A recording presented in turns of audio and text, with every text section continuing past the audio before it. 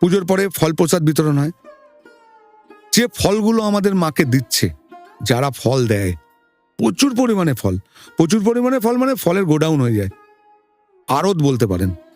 আমরা কি করি, পুজোর পরের দিন, তার পরের দিন সব ফল নৈহাটি এবং চুচুড়ো, কল্যাণী, আমাদের আশেপাশে যত হসপিটাল আছে, আচ্ছা, সব মানুষকে দিয়ে আসি।